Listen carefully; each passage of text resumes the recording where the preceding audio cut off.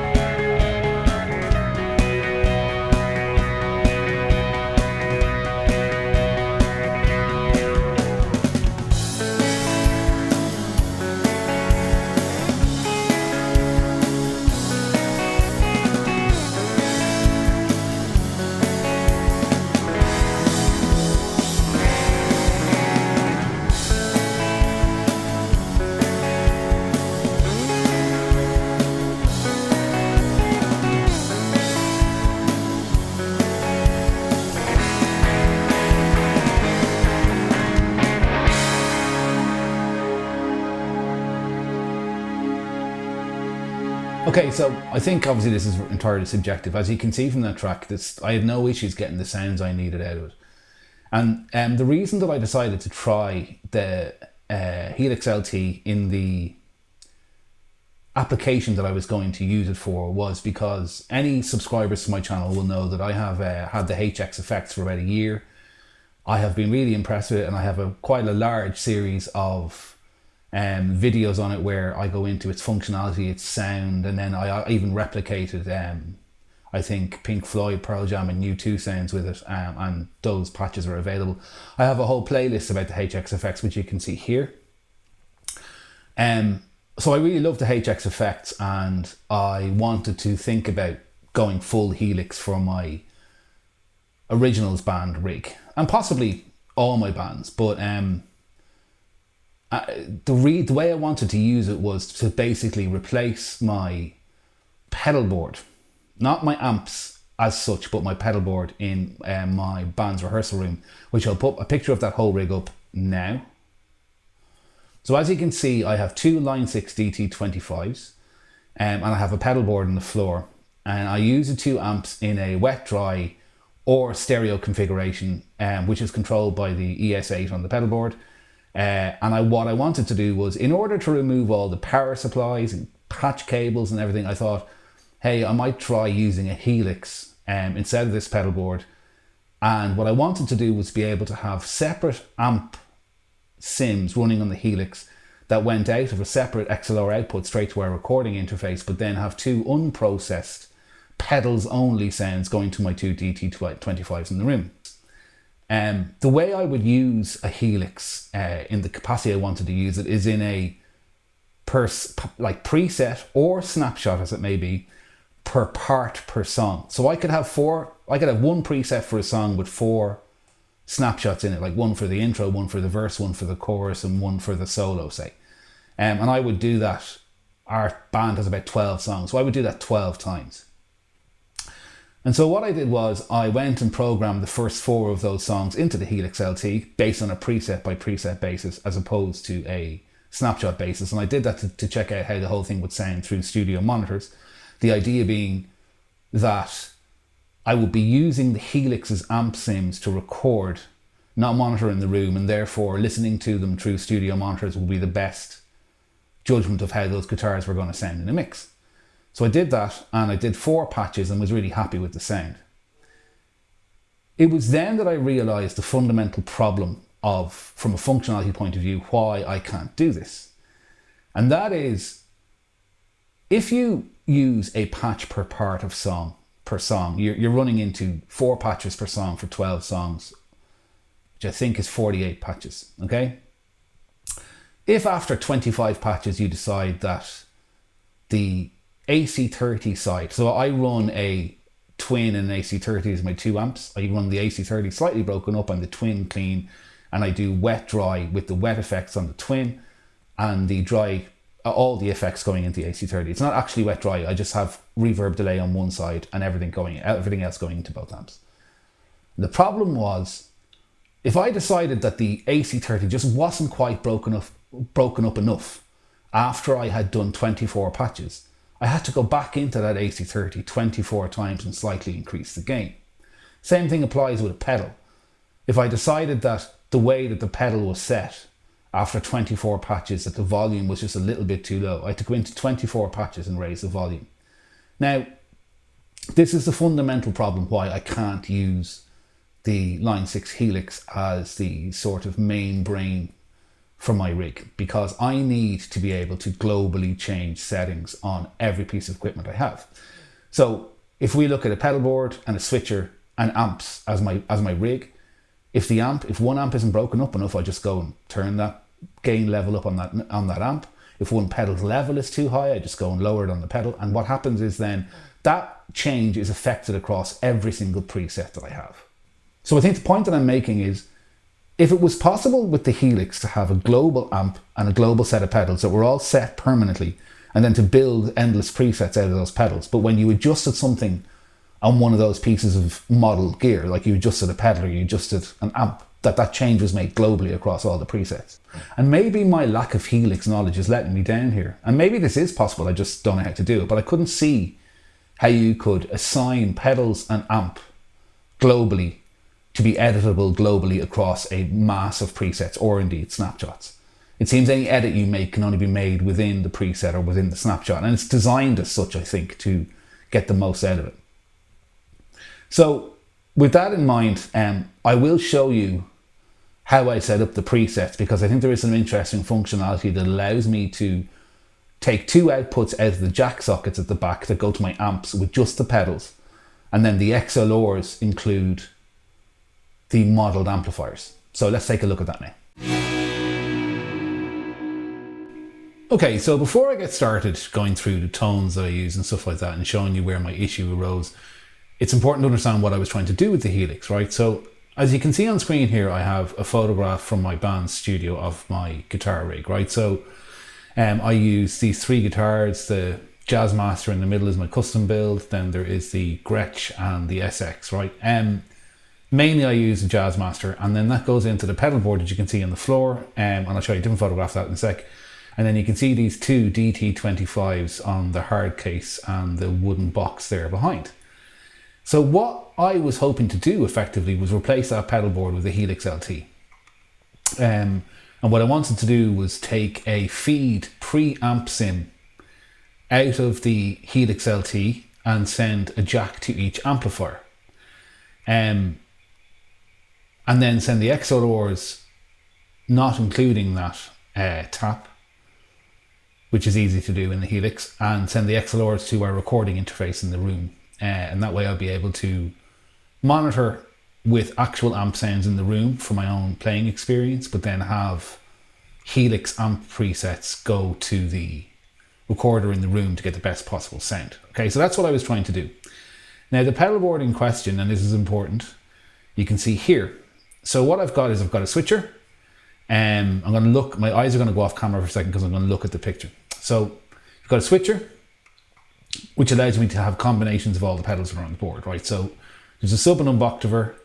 There is a Pigtronics distortion acting as a fuzz. Then there's a T-Rex dual drive, which acts as two different stages of overdrive. Then there's a Mosky Silver Horse boost pedal. And then there's also a TC Flashback X4, which is 3 different delays available from MIDI presets. There's a Hall of Fame big reverb. There's a compressor, the Moore Spark compressor, and then there's a separate tape delay that I use for a slapback.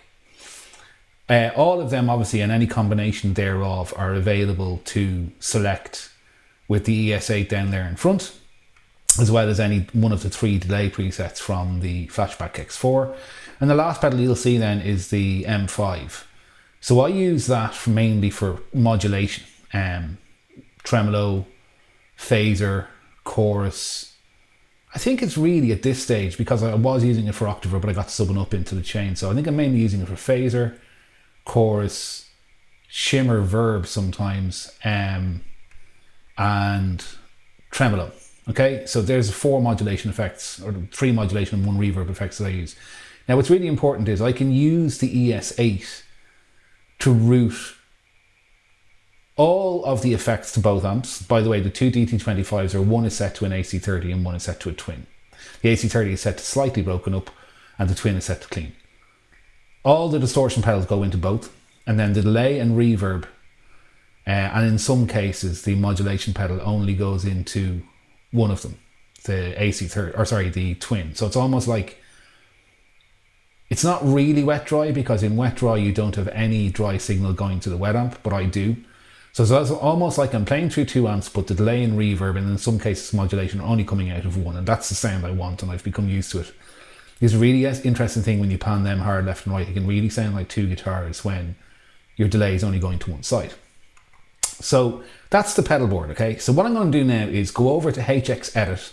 I have my Les Paul on my hands to show you how I emulated those sounds with a signal chain in the HX, or in the Helix. So starting, if I get a certain, I'm actually going to just talk about presets first, right? So if I go down here, and you'll see I have 4 presets, Lonely, which is a song called Lonely Lives, 4 presets, and have Senses, which is a song called Heightened Senses, 4 presets. I made these presets with the intention of bringing them into our rehearsal room and trying this out as a solution. I didn't get that far because of the problem I'm about to tell you about. And I wouldn't say it's a problem, because the Helix LT is a fantastic unit. It's just not designed, unfortunately, in a way that I'm able to use it for the purpose I want to be able to use it for. Okay, so you can see here I have Kinky Comp replacing my compressor. I have the Simple Pitch replacing my sub and up, which is just set to 1 octave up, by the way. I have a Minotaur, which is replacing my boost. I have a Ringer Fuzz, which is replacing my Pigtronics distortion. And then I have a Compulsive Drive, which is replacing my main overdrive. Then I have a Mod Block, which is going into both amps, and I'll explain that in a minute. The Mod Block in this case is a tremolo. And then I have the Send, which the dry through is fully on, which means that the dry signal is going fully through that sound, but it's also sending off at this point to a jack output on the back. Then I have the AC30 on this side, okay, which culminates then in one of the XLR outputs. So before I get to the AC30, I actually take a tap here and go down straight into path 2A. And then in path 2A, we go through another mod block, which I think is set to a phaser. Yeah. And then, so in my pedalboard situation, those 2 mod blocks would actually be taken up by the M5. So now I have one delay preset, which is dotted eighth, and it's on the Adriatic delay. And then I have one on the transistor tape, which isn't, it should be set to a tap increment, which is a quarter note. And then I have a big glitz verb replacing the Hall of Fame. And then I have the tap again, right? So this goes out to my other amp in the room. And then the twin, which is my wet amp, which would go out to the recording interface. So what effectively I would get is I'd get all these effects pedals that I've set up playing into my two amps in the room. And then I would be able to take, after those taps, have these two amp sims going to my recording interface. So what that sounds like on this first preset of this song, and I'm gonna tap the actual Helix to change presets here, right? But what that sounds like is, so you have the first part of this song, which is delay, right? So the sound actually sounds like this. So it's a little bit dirty on the AC30 and completely clean on the twin. It's gonna grab a pick. So the part in the song goes like this for the start, right? There's a pick delay part and it goes.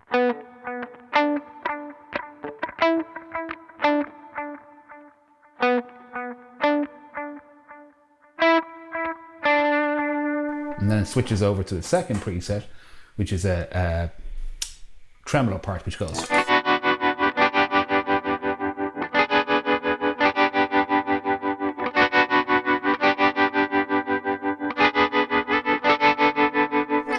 Then it goes into the third part, which is this really, really heavy fuzz riff, which sounds like this.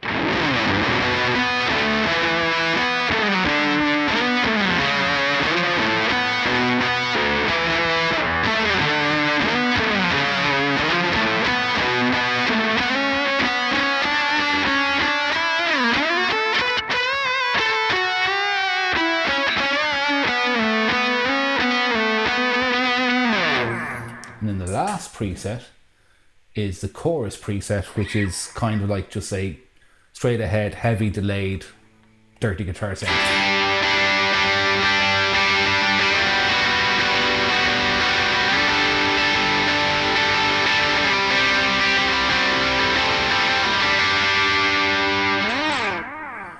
So that's what all those four presets sound like. And in terms, they probably need a little bit more tweaking. And this is where the problem comes in, right? So I'm listening to that and going, actually that dirt pedal has a bit too much top end or tone on it. So I would want to then go into that dirt pedal right here on the compulsive drive and maybe bring the tone back like this. Just try that again. Maybe bring the gain back. And say I wanted to make that edit. I wouldn't be able to make that edit on this sound.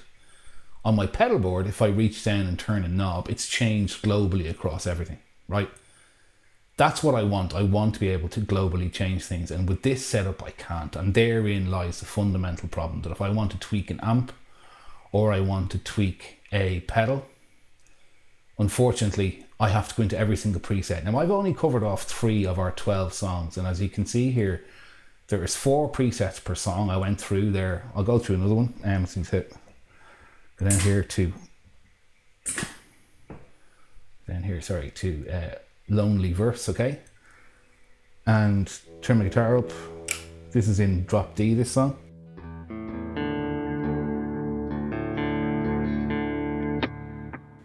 Okay, so this sounds like this.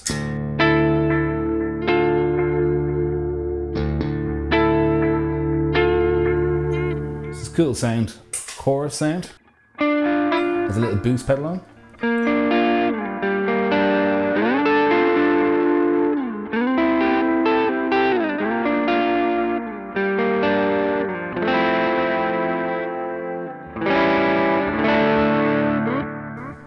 And so on, right? So again, same thing applies. If I decided, I like that boost, but maybe it's a little bit too dirty, then I'd want to change the settings on that pedal. Now what I would do is, before I played anything, I would set my boost the way I wanted it for every song. I would set my distortion the way I wanted it for every song. I would set my delays. One of the 3 presets would do for every song.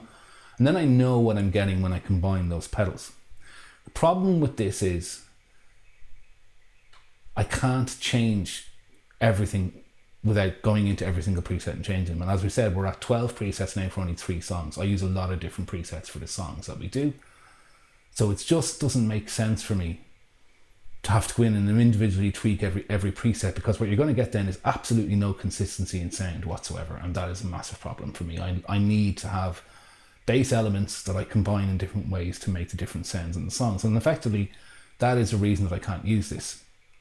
So I would like to ask Helix users out there, is there something I'm missing maybe? Is there a way of doing this where I can set everything globally? And I know about snapshots, but snapshots doesn't solve the problem, because you can edit the parameters of the available effects that you're using within snapshots. So as in, you can set the gain in your pedal different in 4 different snapshots, which is exactly what I don't want to do. I want to have combinations of pedals and amps that are all globally set. And that's my problem. That's why I can't use this, or probably at the moment any other modeler that I'm aware of.